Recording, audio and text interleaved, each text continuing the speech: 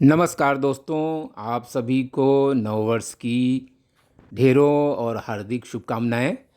Friends, आज मैं आपको एक बहुत ही नायाब किस्म के पौधे के बारे में बताऊंगा, जिसके बहुत ज़्यादा गुण हैं, आयुर्वेदिक गुण इसके भरपूर हैं। लेकिन फिर भी ये पौधा जो है, इसको पर्यावरण आतंकवादी कहा जाता है। मैं ये भी बताऊंगा कि इसको पर्यावरण आतंकवादी क्यों कहा जाता है। हालांकि इस पौधे से निकलने वाले ऑयल से, यानी जो तेल इसकी पत्तियों से निकलता है, उससे बहुत ही कॉमन किस्म की दवाइयाँ बनाई जाती हैं और उसमें ये महत्वपूर्ण इंग्रेडिएंट के रूप में शामिल होता है।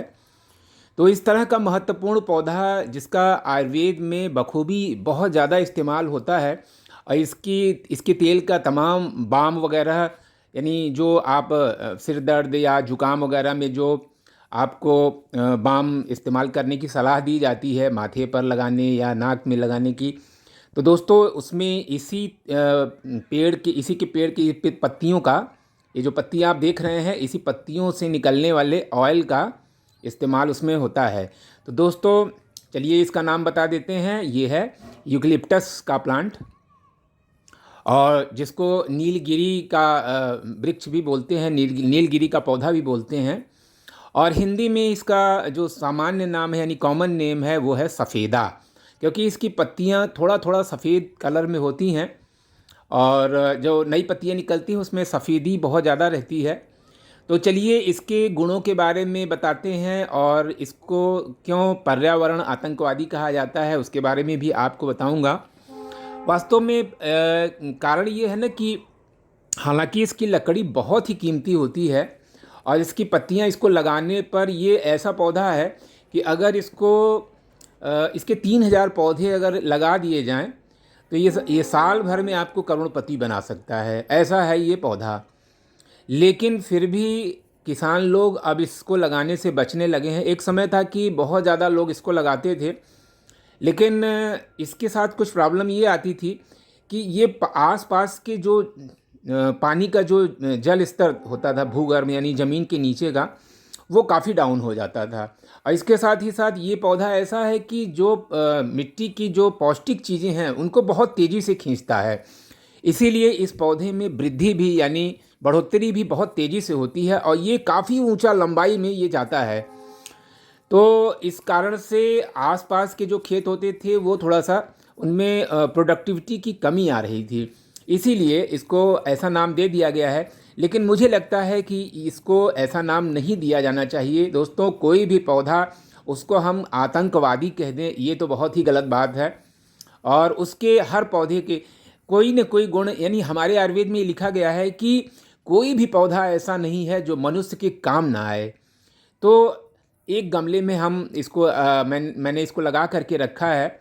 और दोस्तों इसकी पत्तियां ज़रा सा मसल करके आप सूंघिए, एकदम मन एकदम प्रसन्न हो जाता है, यानी इतनी बढ़िया सुगंध है इसकी पत्ती की। तो चलिए क्यों इसको पर्यावरण आतंकवादी कहा जाता है, मैंने इसको बता ही दिया है। तो अगर ऐसी बात है तो इसको खेतों से दूर कहीं जंगलों में या आसपास ऐसी जगह पे लगाएं, जैसे रेलवे लाइन के किनारे वगैरह। तो ऐसी कोई बात नहीं है। तो जो भी हो दोस्तों, लेकिन ये है बहुत काम का पौधा। तो चलिए इसके बारे में बताते हैं। तो नीलगिरी या सफ़ेदा का पेड़ तो काफ़ी लंबा होता है, और इसकी पत्तियों से प्राप्त तेल का प्रयोग सिर दर्द या जुकाम के बाम में प्रयोग किया जाता है। और इसकी पत्तियां लंबी और नुकीली होती हैं, जिनकी सतह पर गांठें पाई जाती हैं। और दोस्तों इन्हीं गांठों में ही तेल संचित रहता है। और ये एकदम सदाबहार पेड़ है, और ये स्वास्थ्य की दृष्टि से काफ़ी उपयोगी हैं। इस पेड़ के पत्तों से कई तरह के संक्रमण, जैसे सर्दी जुकाम, को हम घर में ही आसानी से ठीक कर सकते हैं। साथ ही साथ जोड़ों के दर्द, मांसपेशियों के दर्द में भी ये रामबाण का काम करता है। फ्रेंड्स, यूकेलिप्टस के पत्ते अस्थमा और सांस की समस्याओं के लिए अत्यधिक उपयोगी माने गए हैं आयुर्वेद में। और सर्दी जुकाम, गले की खराश, साइनसाइटिस, ब्रोंकाइटिस में तो काफ़ी फ़ायदेमंद है। और जो आयुर्वेदिक दवाइयाँ बनती हैं, और जैसे ये अमृतांजन है, झंडू बाम है, जो भी आपको इस तरह के जो बाम वगैरह आप देखते होंगे मार्केट में, तो उसमें ये नीलगिरी का तेल ज़रूर पड़ता है। तो इसकी पत्तियों की आयुर्वेदिक चाय भी बनाई जाती है, बड़ी ही फ़ायदेमंद होती है। तो दोस्तों इनसे जुड़ी दवाओं में जो नीलगिरी का तेल आजकल बखूबी इस्तेमाल हो ही रहा है। इस तरह, हाँ देखिए ये है, इस तरह से ज़रा सा मसल करके इसको आप सूंघिए, बहुत ही सुगंधित ये लगता है। और दोस्तों सर्दी जुकाम में तो इसकी पत्तियों को उबाल कर और इसका भाप लेना अत्यंत ही फ़ायदेमंद माना जाता है। जैसे लोग झंडू बाम या अमृतांजन वगैरह का भाप लेते हैं, तो आप डायरेक्ट इस पत्तियों को उबाल करके इसकी भाप लें। आप देखेंगे कि आपका जो जिसे नाक बंद हो जाती है जुकाम वगैरह में, वो बिल्कुल एकदम साफ़ हो जाएगी, खुल जाएगी। इसकी हर्बल टी भी बनाई जाती है और इसकी एक पत्ती को उबाल कर पीने पर सांस का जो संक्रमण होता है या जो गले का संक्रमण होता है उसमें काफ़ी फ़ायदा होता है। तो ये एक तरह से एंटीबायोटिक भी है। इसका आप गरारा कर सकते हैं। बंद नाक या जुकाम में जो नाक बंद हो जाती है उससे इसकी पत्तियां मसल करके आप इसको लगातार आप सूंघिए, तो देखेंगे आप कि आपकी बंद नाक जो है वो पूरी तरह से खुल जाएगी। दांतों को स्वस्थ रखने में भी इसका उपयोग माउथ वॉश के रूप में किया जाता है। ये दांतों में मौजूद जो बैक्टीरिया होते हैं उनसे लड़ने में काफ़ी सक्षम है। और यह जो फंगल संक्रमण वगैरह हो जाता है या घाव में संक्रमण हो जाता है तो उसको बहुत तेज़ी से ये सुखाता है। इसकी पत्तियों का जो रस होता है, जो ऑयल होता है, वो घाव को सुखाने में बहुत ही मददगार है।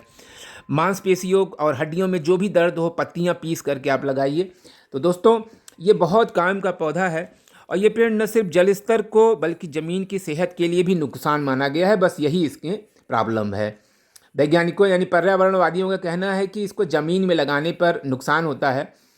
तो नुकसान होता है तो फिर अगर इसको थोड़ा सा ऐसी हम चाहें तो इसको खाली ज़मीन में यानी ऐसी जगह में जहाँ पर खेती नहीं की जाती है, तो ऐसी जगह पर तो लगा ही सकते हैं।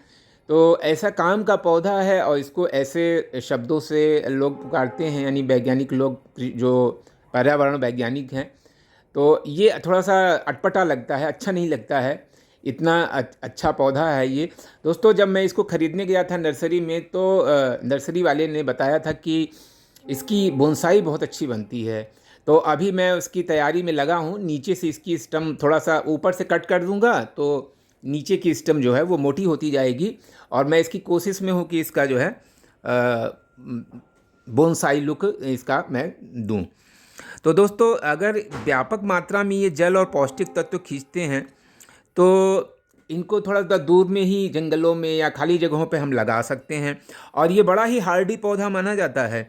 इसको एक बार जला दें, जलाने के बावजूद जैसे ही बरसात आता है इसमें फिर से कलियां आने लगती हैं, पत्तियां निकलने लगती हैं। और इसकी लकड़ी तो बहुत ही महंगी होती है। अगर 1 हेक्टेयर में अगर हम 3000 पेड़ लगा लें तो साल भर में ये हमको करोड़पति बनाने में सक्षम है। तो फ्रेंड्स इसकी पत्तियां सुखा करके रख लें और उसका उपयोग करें। तो दोस्तों वीडियो देखने के लिए थैंक्स फॉर वॉचिंग।